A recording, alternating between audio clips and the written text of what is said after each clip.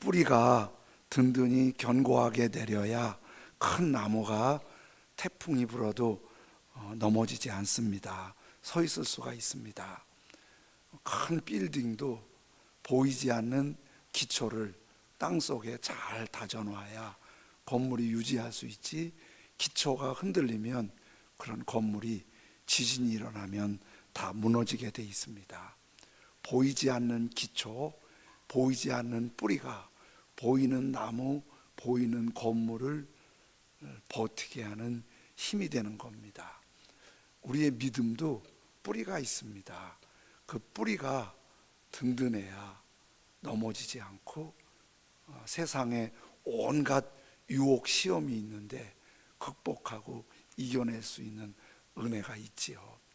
믿음의 뿌리도 건물이나 나무처럼 보이지 않지만 그게 우리로 하여금 흔들리지 않고 무너지지 않게 붙잡아 줍니다.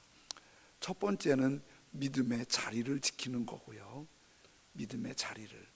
두 번째는 보이지 않는 내면인데 내가 하나님의 은혜로 살아왔음을 잊지 않는 거예요. 하나님이 보실 때 하나님 은혜 없이도 내가 할 수 있다고 생각할 때 하나님이 참 교만하게 보세요. 그래서 그런 경우 연단이 많아요. 다 하나님의 은혜고 하나님 없이는 안 되고 하나님이 붙드셔야 된다는 믿음이 믿음의 뿌리예요. 세 번째가 매 순간 하나님을 바라보는 시선으로 사는 거예요. 이게 마음의 시선이지요. 그래서 이거는 잘 보이지 않아요. 어떻게 사는지 몰라요. 자기와 하나님은 알아요.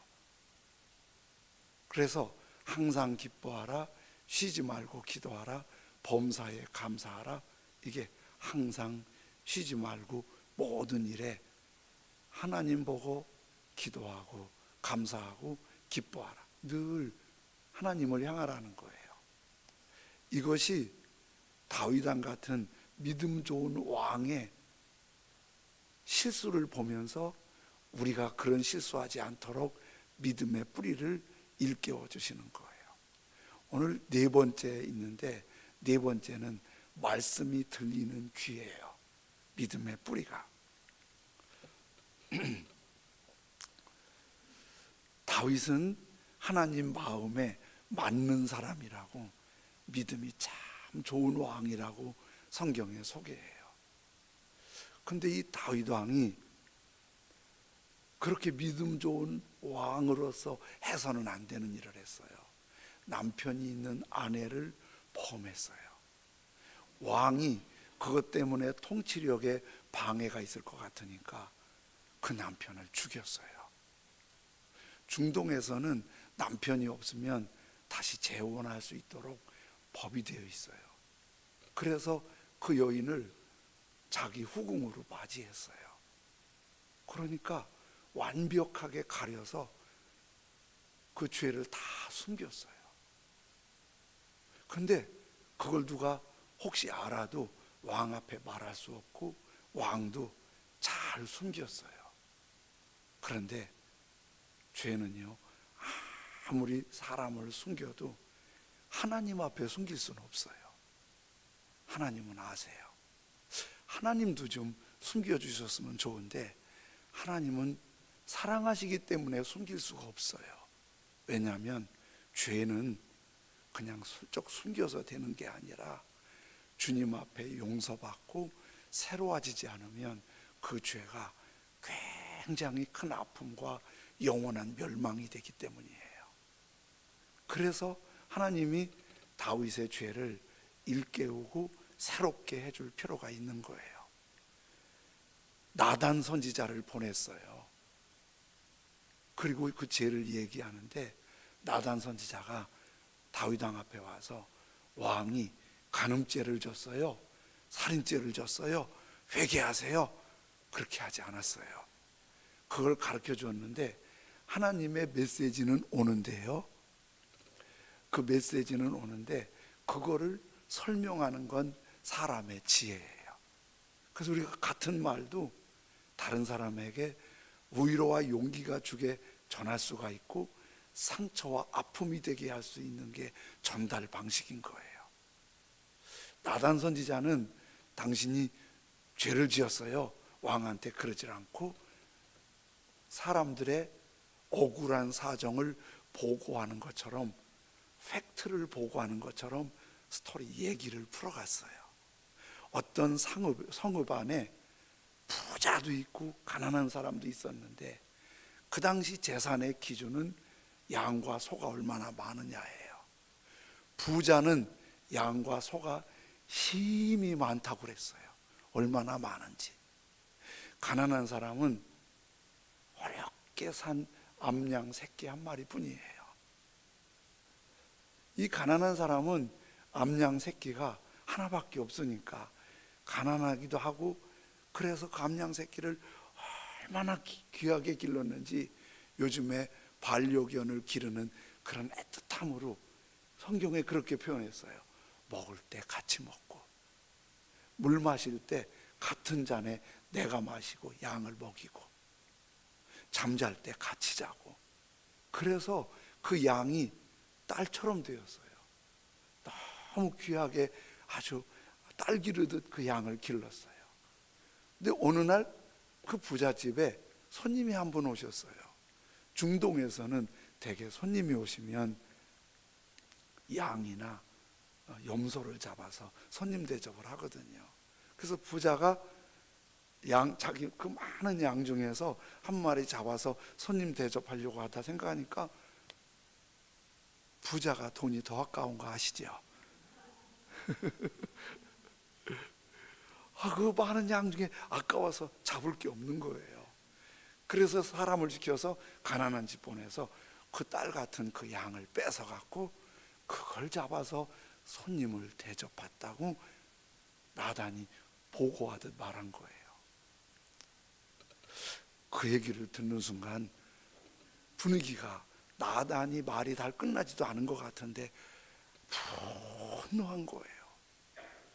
세상에 그렇게 파렴치한 사람이 있을 수가 있냐고, 정말 말도 안 된다고. 그러면서 분노한 말이 오늘 12장 5절 6절이에요. 다윗이 그 사람으로 말미암아, 그 사람이 누구지요? 부잣집, 남의 딸 같은 양 잡아다 손님 대접한 그 부잣집 그 아저씨, 그 사람을 위해서 아주 분노했어요. 세상에 이스라엘 하나님을 경외하는 이 땅에 그렇게 파렴치한 놈이 있어? 나단에게 이르되 여호와의 살아계심을 두고 맹세하노니. 왕들이 이 말 함부로 잘 안 해요. 아주 이거 틀림없이 분명하게 실행할 일을 할 때, 일을 말할 때는 만일 이거 실행 안 하면 내가 벌 받는다는 개념이에요. 틀림없이 이 부자는 엄벌에 처해야 되는데, 하나님의 살아계심을 두고 맹세하노니 이 일을 행한, 가난한 사람의 양을 뺏어서 손님 대접한 그 사람은 마땅히 죽을 자라. 그럼 당연히 죽여버리겠다는 거예요. 그가 불쌍히 여기지 아니하고 이런 일을 행하였으니 그 양 새끼를 4배나 갚아주어야 한지라. 그렇게 다윗은요, 요즘 대통령보다 훨씬 권한이 강했어요.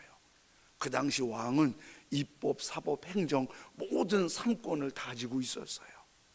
다윗이 죽이면 얼마든지 죽일 수 있었어요. 그런데 그렇게 다윗이 분노할 때 나단 선지자가 얼마나 마음이 두근두근 했겠어요. 왜냐하면 선지자가 최고 권력자의 죄를 지적하러 온 거예요. 이렇게 얘기를 풀어서 얘기를 해야 되겠는데, 만일 다윗 왕이 당신이 죄인이요, 그럴 때 다윗 왕이 분노하면 신하들을 시켜서 이 선지자 잡아가라 이러면 선지자에게 큰 위험의 요소, 생명을 건 위험의 요소를 갖고 지금 이 얘기를 한 거예요. 지금 다윗이 저렇게 분노할 때 나단 선지자는 마음에 조마조마하면서 주님께 기도했을 거예요. 우리 복음을 말할 때도 쉽지 않잖아요. 정말 긴장된 마음으로. 그때 분노한 다윗을 향해 나단 선지자가 주님께 기도하고 이제 주님 말씀하겠습니다. 그리고 한 말씀이 12장 7절이에요. 나단이 다윗에게 이르되 당신이 그 사람이라. 당신이 그 사람이라. 여러분, 하나님이 나단 선지자를 보냈어요. 다윗 왕한테. 다윗 들으라고 말씀하셨어요. 지금 나단 선지자가 말하고 있어요. 다윗 들으라고 말하는 거예요. 하나님이 나단을 말할 때 그 파렴치한 범이 부자가 아니고 다윗 당신이라는 거예요. 죽어야 할 자가 다윗 당신이라는 거예요. 사배나 갚아줘야 할 자가 다윗 당신이라는 거예요. 근데 다윗은 자기가 그 죄를 졌는데 자기는 감췄으니까 자기는 괜찮다고 생각하는 거예요. 그놈이 문제예요. 그놈이 문제예요. 그놈을 죽여야 되고 그놈 것을 뺏어서 갚아줘야 돼요. 근데 지금 하나님은 나단 선지자는 당신이 그 사람이라.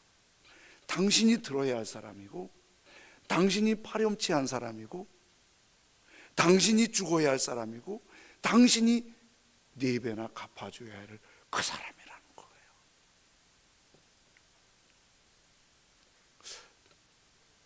왜 우리가 이렇지요? 다윗하고 비슷한 게 있어요. 무슨 좋은 말씀을 들으면 왜 김 집사가 들었으면 좋겠지요? 이 말은 이 집사가 좀 들었으면 정신 차릴 것 같은데 나는 괜찮아. 우리 남편이 오지도 않은 그 남편이 이걸 좀 들어야 되는데 시어머니가 이 얘기를 좀 들었으면 일이 풀릴 것 같은데 왜 자꾸 우리한테 그런 생각이 들어요?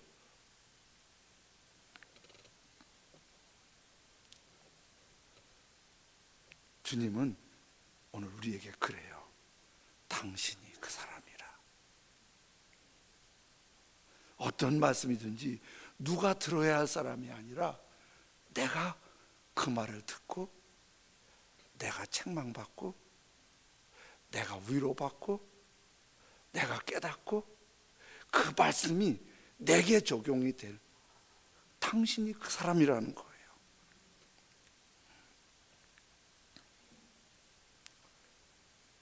예수님께서 한 번은 사람들이 예수님을 향해 우르르 몰려와요.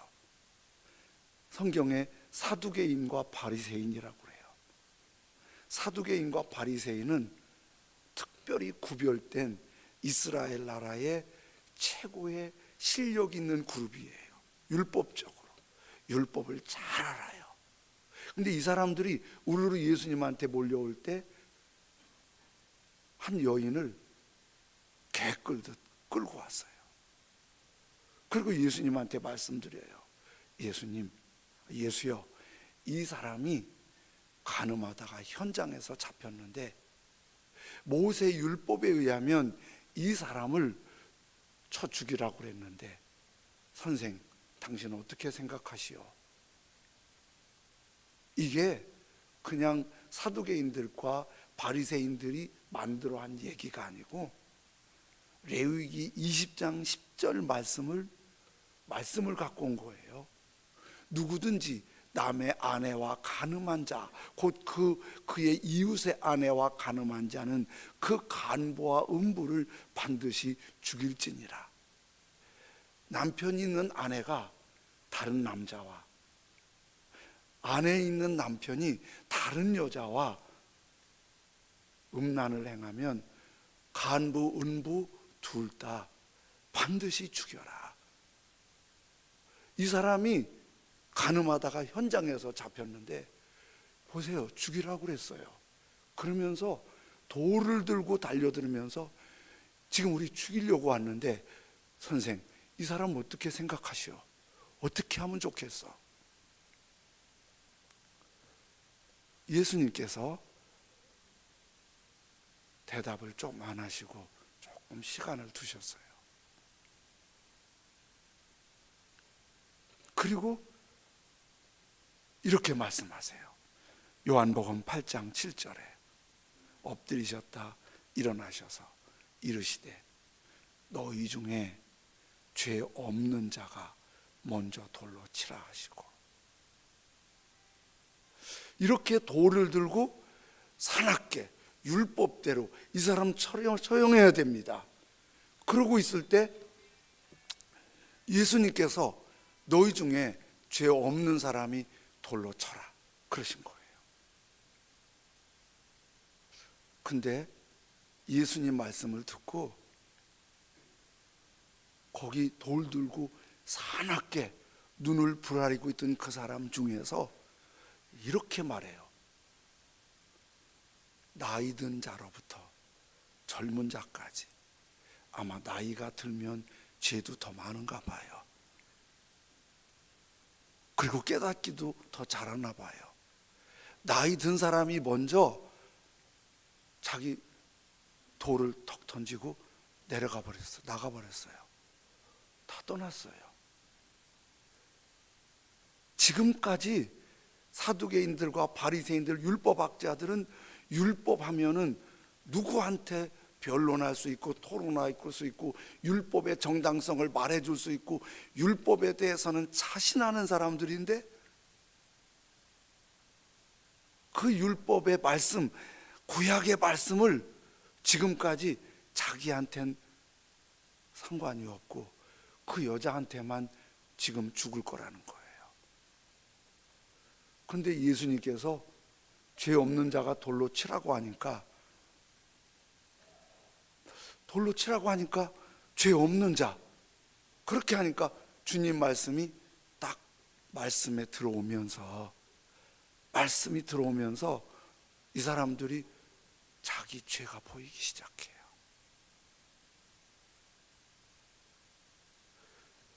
조금 전까지는 그 여인의 죄만 보였는데 돌아보니까 당신이 그 사람이라, 내 죄가 보이는 거예요. 참 묘하죠.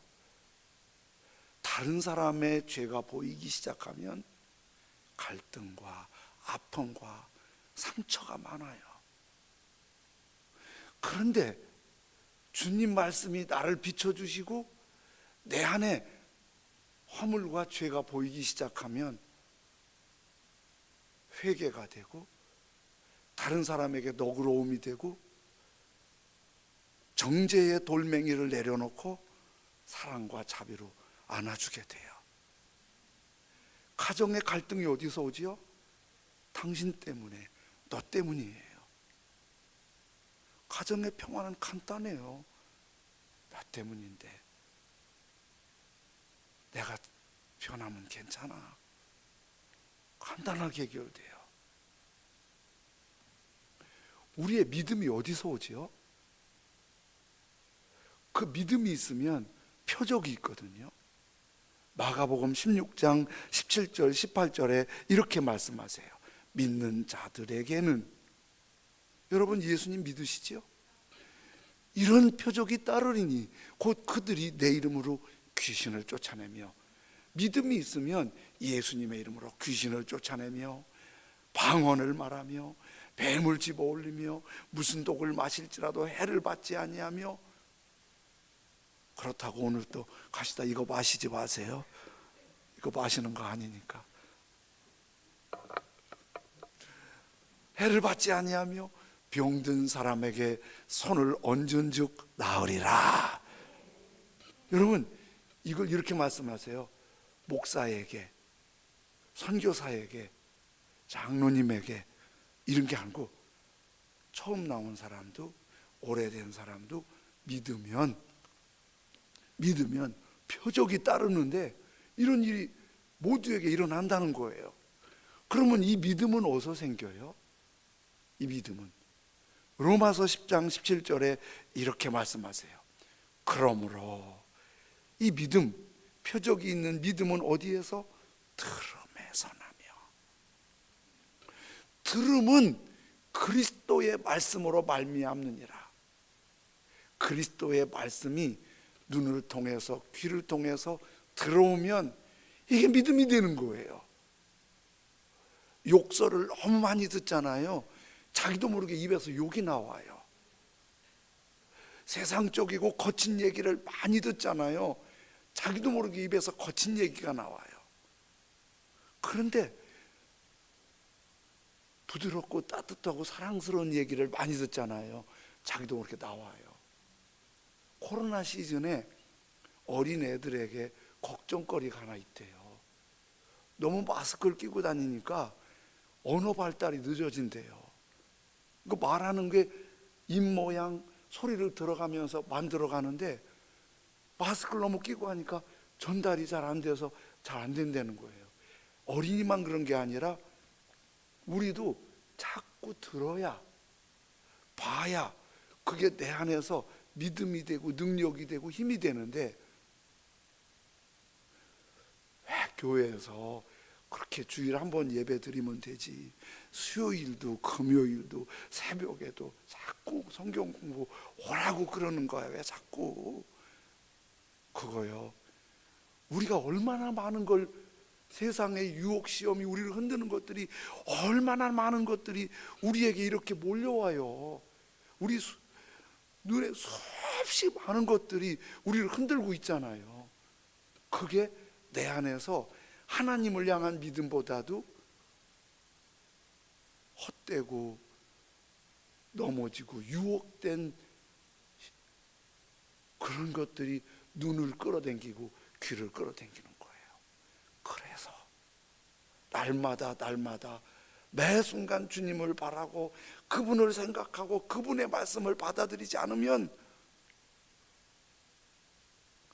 말씀을 받는 게 믿음의 뿌리예요. 말씀이 들려져야. 생각해 보세요. 음식을 안 먹으면 힘이 빠지잖아요. 계속 안 먹으면 생명을 유지하기 어렵잖아요. 말씀이 내 안에 들어오지 않으면 영적으로 힘이 빠져요. 힘이 빠지는 게 아니라 결정적인 순간에 다윗처럼 그러면 안 되는 일을 하고 후회할 수가 있는 거예요. 아플 수가 있는 거예요. 2006년도 이탈리아 토리노에서 동계올림픽을 2월 달에 했는데, 올림픽을 다 끝나고 마지막 폐회식을 할 때 마지막 피날레가 이런 세레머니예요. 뭐냐면 오륜기, 동그라미 5개 있는 오륜기 깃발을 토리노 시장이 국제올림픽 조직위원장한테 깃발을 넘겨줘요. 이제 잘 끝났습니다. 감사합니다.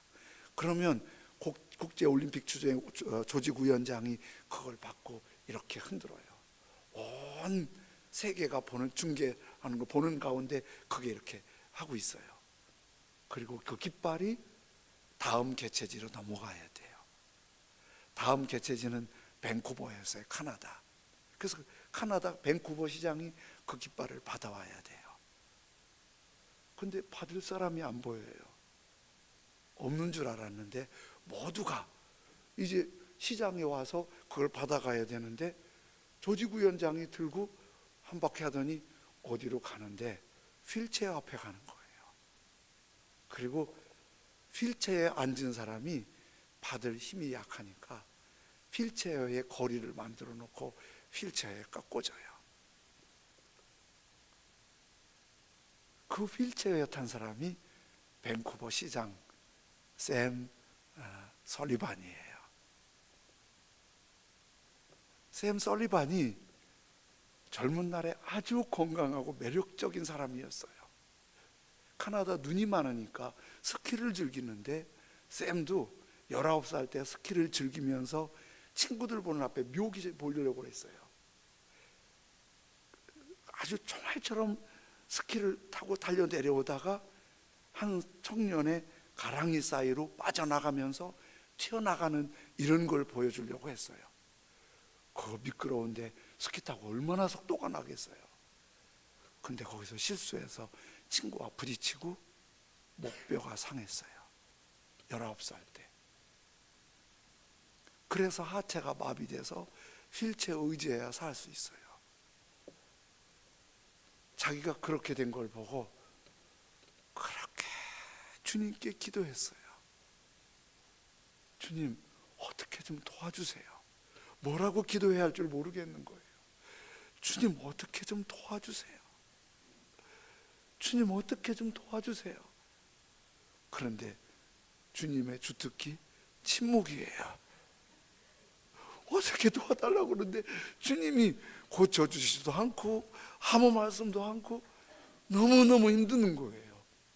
그래서 샘이 우울증에 극단적인 선택까지 계획하게 되죠. 너무 힘드니까, 그렇게 살 생각을 하니까. 근데 그때 주님이 만나주세요. 그리고 말씀하세요. 내가 너와 함께 할 것이다. 너를 도울 것이다. 근데 그게 별거 아니잖아요. 그런데 별거예요. 그 말이 힘이 돼서 모든 우울함과 극단적인 선택을 하려고 했던 절망이 다 사라지고 일어난 거예요. 그리고 대학에 가서 경영학을 공부하고 밴쿠버, 세계에서 살기 가장 좋은 시 중에 하나라고 하는 밴쿠버 시의 시장까지 되지요. 여러분, 당신이 그 사람이라. 이런 말씀을 들으면 하나님이 무섭게 책망하시네. 그런데 저는 그렇게 무섭게 책망하는 소리로 들리지 않고 따뜻한 주님의 부름으로 들리더라고요. 당신이 그 사람이라. 그럴 때 주님은 내 안으로 돌아와. 회개하고 내 품으로 들어와. 그리고 그 말씀 붙잡고 일어서. 주님 그 말씀 붙잡고. 그러면 그때 할 수 있는 게 하나밖에 없어요. 주님, 제가 죄인입니다. 제가 파렴치한 사람입니다. 제가 죽을 사람입니다. 제가 갚아줘야 될 사람입니다. 그러면 하나님이 호되게 책망하지 않는다는 걸 알 수 있어요. 너 이제 틀렸어. 너희들 다 그렇게 나 뻔뻔하게 그런 소리 하지 마. 너 안 볼 거야. 그러는 분이 아니에요. 여전히 내 마음에 맞는 사람으로 다윗을 붙드시고 다윗을 통해서 역사의 가장 탁월한 왕으로 하나님이 붙잡아 주세요. 가장 중요한 이게 주님이 우리에게 말씀하시는 믿음의 뿌리예요. 별거 아닌 것 같은데 믿음의 뿌리예요. 주님이 하시는 그 말씀이 내 귀에 들려지고 내 마음에 깨달아지고 내게 회개가 되고 위로가 되고 용기가 되고 회복이 되고 기쁨이 되면 놀랍게도 그게 주님 안에서 평안과 기쁨과 행복을 누리게 돼요. 그리고 새로운 주님의 손길을 느끼게 돼요. 열어주시는 하나님의 손길을 보게 돼요. 당신이 그 사람이라. 주님이 말씀하실 때 아멘, 제가 그렇습니다. 주님, 그 말씀이 주님께서 내게 말씀하시는, 나에게 말씀하시는 그 말씀을 들리는 귀를 허락해 주옵소서. 이 말씀이 능력입니다. 이 말씀이 죄 용서함입니다. 이 말씀이 치유입니다. 이 말씀이 회복입니다. 이 말씀이 지혜입니다. 이 말씀이 예수님이 향기가 돼서 나로부터 가정에, 교회 공동체에, 일터에 삶의 변화가 일어나는데 주님이 당신이 그 사람이라 그럴 때 아멘, 저를 새롭게 해주십시오. 그러면 주님이 우리를 가장 영화롭고 복되고 새롭게 말씀이 들려질 때 역사가 일어날 줄로 믿습니다. 우리 찬송 부르시죠. 주의 확실한 약속의 말씀 듣고 주만 믿으면 구원을 얻으리라. 주의 확실한 약속의 말씀 듣고 주만 믿으면 구원을 얻으리라. 할렐루야, 할렐루야. 내가 예수를 믿어 그의 흘리신 피로 내 죄 씻었네. 우리 주님 앞에 찬양 드리면서 주의 확실한 약속의 말씀이 힘과 지혜와 능력이 되길 원합니다. 주의 확실한